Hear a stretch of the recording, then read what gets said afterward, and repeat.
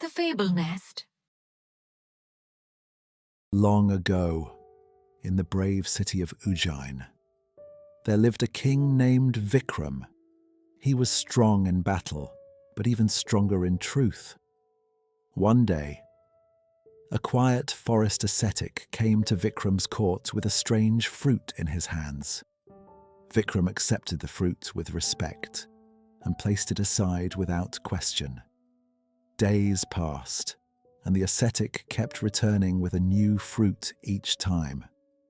Then one morning, as a guard carried the fruits away, one slipped from his hands and broke open on the palace floor. Inside it shone a precious jewel. Vikram understood then. These were not simple gifts. He looked at the ascetic and asked, "Why have you brought them to me?" The ascetic bowed and said, "O king, you accepted each gift without pride. Now I ask for your courage. Tonight, in the old moonlit forest, bring me the spirit called Betal. The path will test your patience and your promise. Bring him back before dawn." Vikram gave his word. That night, he walked alone beneath the whispering trees, at the ancient banyan. He found Betal waiting, smiling as if he knew every secret. Vikram lifted Betal carefully and began the long, silent walk back. Then Betal laughed softly and said, "King Vikram, the path is long. Let me tell you a story. But here is my rule. If you know the answer, you must speak truthfully. And the moment you speak, I will fly back to my tree." And so, Betal began. In a distant kingdom, there lived Princess Leela, wise, gentle, and loved by her people. Her father, King Suraj, wanted her to marry someone brave, but also kind enough to care for others. So he announced a challenge. Across the river grows a blue lotus. Whoever brings it back may ask for Leela's hand. Princes arrived from many lands, wearing bright clothes, speaking loudly, and promising great victories. Among them stood Prince Rudra, quick with a sword, quick with a boast, and quicker still with pride.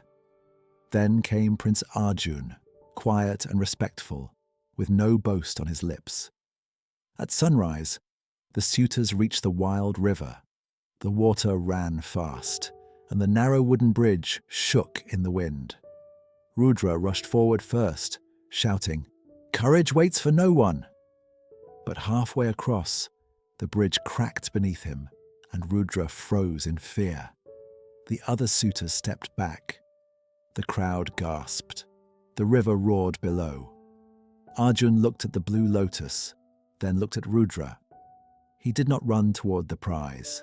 He tied his patka cloth to a branch, crawled across the broken planks, and pulled Rudra back safely. Then Arjun saw the old boatman's family, waiting on the far bank, unable to cross back. The blue lotus was near, but the frightened children were nearer. Arjun gathered ropes and branches and tied the broken planks together with patient hands. One by one, he guided the boatman's family back across the bridge safely. Only when everyone was safe did Arjun go to the island and pluck one blue lotus. By then, Rudra had already taken another lotus and placed it before the king. Rudra said, "I brought the flower first. The princess should be mine." Arjun bowed quietly and said, "A flower is small, a life is not." Princess Leela looked at both princes, and her heart already knew the answer. Betal paused and asked, "King Vikram, who truly won the right to marry Leela?" Vikram answered, "Arjun, because courage that forgets kindness is only pride." The true winner was the one who saved lives before seeking reward. Betal laughed with delight. "Well answered, King Vikram, but you have spoken." And with that, Betal slipped back into the moonlit trees. Vikram turned without anger and walked after him once more.